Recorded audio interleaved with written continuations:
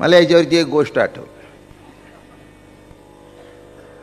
ती गोष्ट अशी आहे, एक ऋषीने तपश्चर्या केली, मोठी तपश्चर्या केली, इतकं केलं की काय त्याचं काही पोझिशन एकदमच वाढली.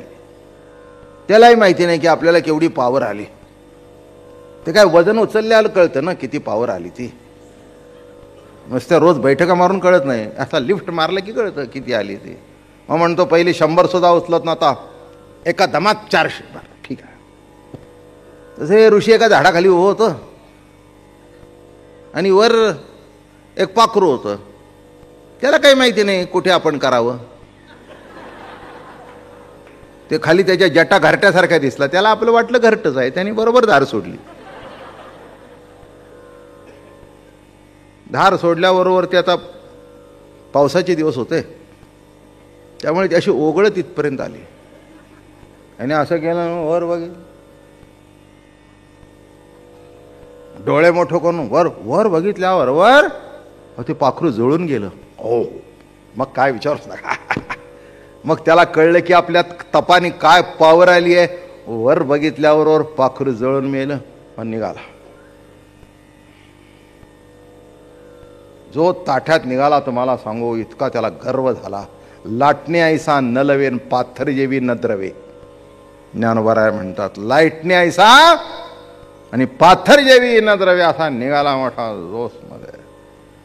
आणि आला एका ठिकाणी. एक मोठी सती पतिव्रता होती. ती आपल्या पतीची सेवा करत बसली होती. माय भिक्षावाड,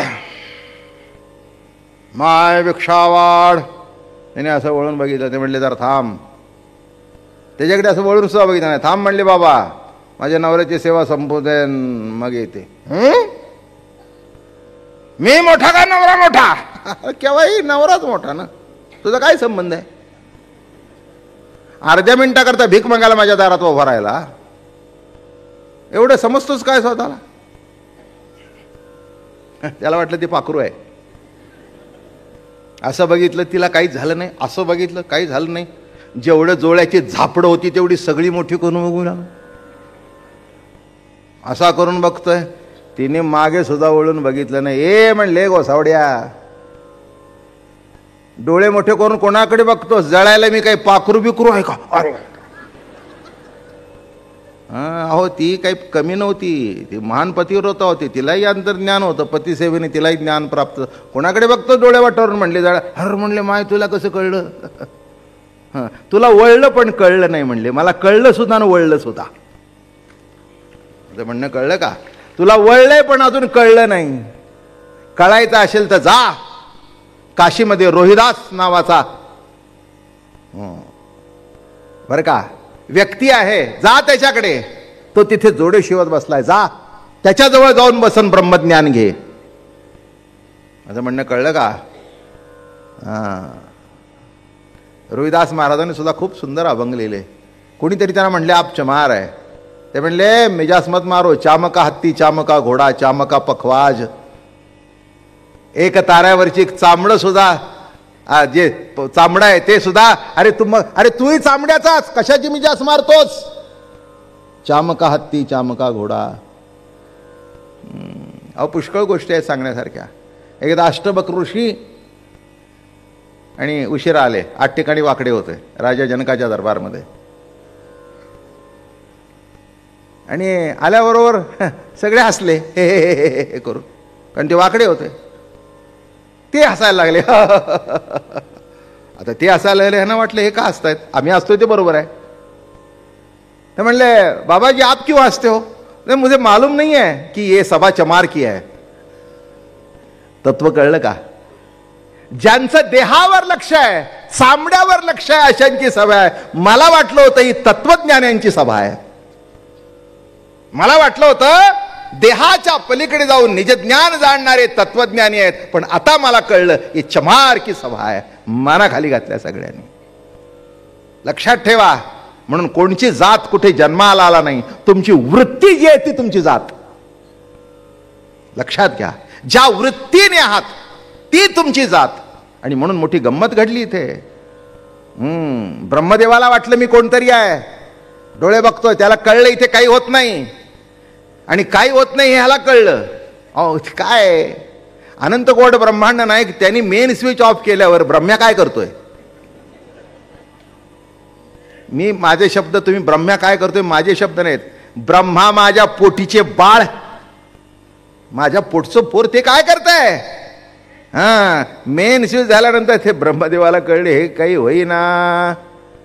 होईना, हे कळलं खरं, तरी पण खात्री झाली नाही, म्हणून वाटलं याची परीक्षा पहावी. गवळियांची पोरे वाकुल्या दाविती, क्रोधावला चित्ती ब्रह्मदेव. राग आला झाला.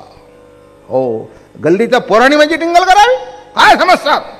चोरोनियाने तो वत्स गोपाळ, पाहू यांचे बळ किती आहे. याचं बळ किती आहे ते पाहू, किती ताकद आहे ते पाहू. यांचे सगळे हा देव म्हणतो ना, तर सगळं चोरून नेतो असं आहे. ज्या बाईला काही येत नाही ना, ती भांड्याकरता अडून बसते. हलवू कशाने, तापू कशावर. जी सुगरी नसते की नाही, ती काटक्याची चूल पेटून काहीतरी घेऊन, तवा बिवा घेऊन करते, हलवते लाकडानी आणि जेवण करते. पण जिला येतच नाही, नाचता येत नाही, पण काय सुंदर म्हणाय नाही का. मी नाचले असते पण अंगण वेड वाकडा आहे. अंगण वेड वाकडा असलं तरी तुझी पाय नीट आहेत ना, नाच की, नाच ग घुमा. काय आपल्याकडे म्हणी फार सुंदर आहेत बघा. तसं जमत तर काही नाही, गप्पा मारतोय. तेव्हा देव म्हणाले आता या आमच्या पोराला एकदा धडा शिकवल्याशिवाय, आणि कसा कसा धडा शिकवते ते हळूहळू बघू. राधा रमण हरी गोविंद राधे, राधा रमण हरी गोविंद राधे, गोविंद राधे हरी गोपाल राधे, गोविंद राधे हरी गोपाल राधे, गोविंद राधे हरी गोपाल राधे, राधा रमण हरि गोविंद राधे, राधा रमण हरि गोविंद राधे. पुंडलिकावरदे हरि विठ्ठल. ज्ञानदेव तुकाराम, ज्ञानेश्वर महाराज तुकाराम महाराज. नमो